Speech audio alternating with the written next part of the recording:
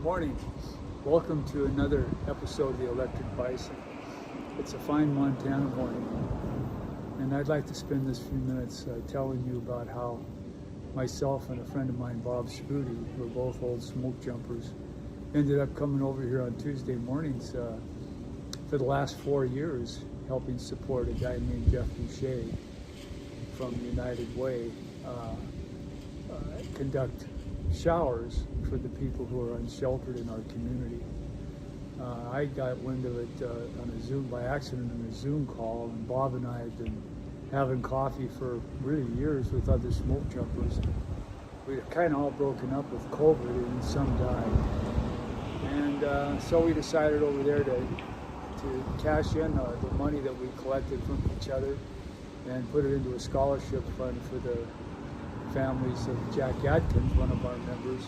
His son was earned the Medal of Honor in Baghdad. He was killed in Iraq. He was killed.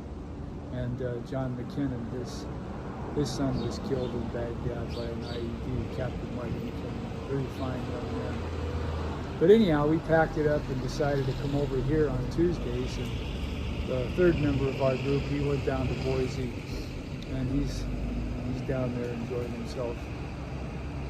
But Bob and I, we got to liken it. It's kind of like running a shower point in a fire camp, and that's kind of what it was. It was something constructive that we could do with our time, as members of the community. But over time, over the 4 years, we've probably met 2,000 people that have come through here. That's 200 Tuesdays, and it's usually between 15 to at the most 50. And it changes. You'd be surprised how people come in one day when you wouldn't expect them, and then tons of them come in on a day where it's too cold to get out of your sleeping bag. But we've got to meet a lot of really interesting people, and they appreciate having the service.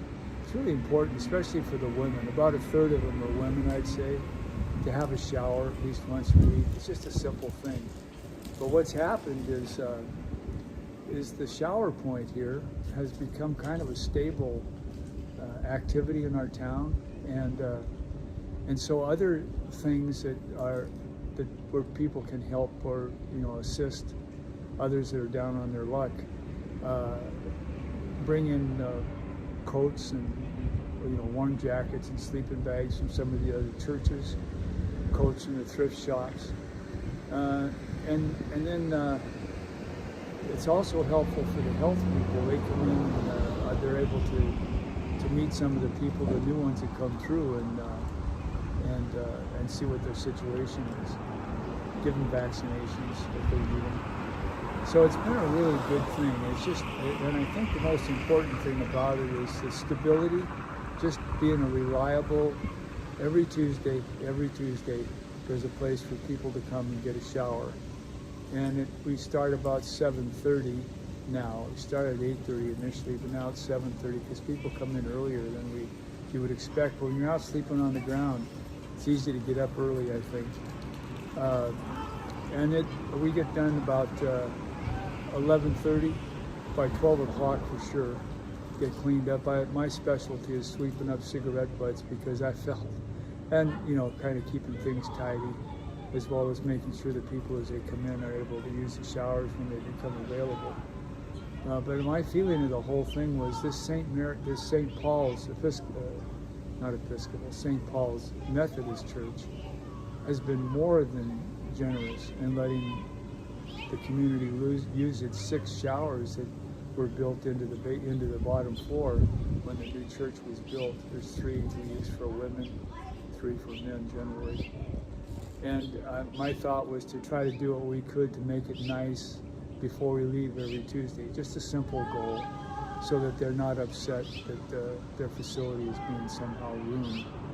And Bob, he specializes in going back and spraying down the showers after everybody gets done. And then we all go back and clean out the showers at the end of the morning, which is a pretty good task, really. So, in the process, we've benefited more than you can imagine. We've met a lot of really great people, especially from this church here. He's in a Catholic church out in the valley, and I'm in this one here, the cathedral. And but this facility is for the whole community, and I think the differences between the religions, Christian religions, are without a distinction. You know, you're either people of God, you know, that care about the poor, care about the people down on their luck, or you're not. And so I just want to tell you that this has been, I think, a success. And it's been a success for us. Made some really good friends. We enjoy the conversations, both amongst ourselves that help provide this, and then other groups bring in food. There's always food here for people to eat. So I've met some really interesting people. And in a number, you know, if you had a steady population of around 50 that come and go, you know, the turnover is about a third of that every week. New people come, the old people disappear. We always kind of wonder where they went to. They move on, they get married, they get a place to live. They come and tell us when they've had a success, which is pretty cool. So we're all in this together, and we're all common people and proud of it. And I'm waiting with bated breath to see what Congress does now about the food assistance programs that are on the table with this shutdown. 42 million people will be without food stamps, and I know that's going to hurt some of these people. It's going to hurt a lot of people I know that don't come here.